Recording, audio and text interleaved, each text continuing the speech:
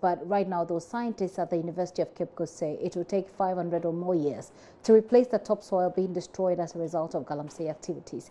These scientists want government to take a critical look at land use and save the nation from starvation if its policy of planting for food and jobs would be fruitful. On the JoyNews Agenda today, Richard Kojunako looks at how good agricultural soils have been sacrificed for illegal mining activities. But we exist because there is soil and because it rains, if you take out the air.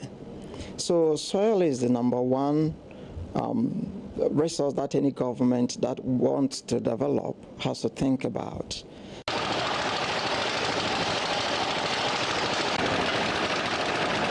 A look at most of the lands in the central region, especially the northern parts of the region, reveals many areas where cocoa and other arable crops used to thrive have been heavily destroyed.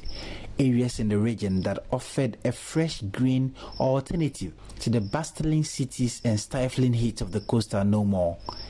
The farmers in these areas willfully sold all these lands that had cocoa trees, palm trees and other cash and arable crops flourishing on to galamsey miners. It takes a long time, in fact geological periods, long time, thousands of years to have just 1 inch of good soil formed. But in most agricultural areas, or in most areas, the rate at which we are losing soil is much faster than the rate at which the soil naturally forms itself. So if you require about 500,000 to 1 million years to get one inch of a good topsoil, that means you need a number of generations to pass to be able to get a good topsoil. What it does means basically is that the little good soil you have to protect it with all that you've got. Because if we get good soils on Mars and if we get good rains on Mars, people will leave this planet and go to Mars. Dr. David Oscar Yorson is an environmental scientist and a senior lecturer with the University of Cape Coast. Most of his researches are geared towards the environment. He warns of a looming danger in how the soil is being treated. We need to look at what we have. A nation is made up of land and people. So we have land. And then you know that land is not infinite. It is not in abundant supply.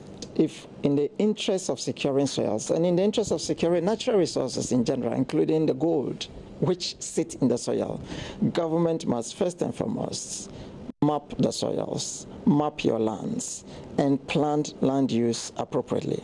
Now, if you do that, and a landowner holds a title to a land, it doesn't matter, it's just a title to the land, but he also needs a certain permission to use the land for a certain activity. If you want to use the land for agriculture, then government must have designated that area for agriculture. So you own the land, you cannot sell it for somebody to build a house on that. If we have properly zoned our lands and planned land use and have stronger land use controls in place, then people cannot be easily buying lands for mining or for illegal mining or what have you. These things will be properly controlled. You have very good arable soils, agricultural soils that have been converted to build up areas where people are building houses. We have areas where people are building factories where they don't have to. When it comes to physical planning, you have current situation where churches are built in residential areas, and all these things bring up conflict. You need the government, an effective government, to bring these things under control.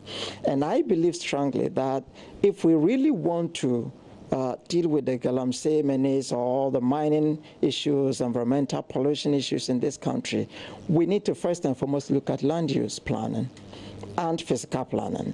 Dr. Yorson wants government to have a critical look at the land use policy in the country. He says the current practice where agricultural lands are being used for other purposes would scatter government policy of planting for food and jobs if government means business with the policy. Now we have a flagship program in this country, planting for food, planting for jobs. And We always look around, we see plants around, so we think we have land, but it's not just every land that can be used for good agriculture. You need areas that have good soils for agriculture. And these are the areas we should target quickly, we should protect quickly, and then protect the soil all over the country.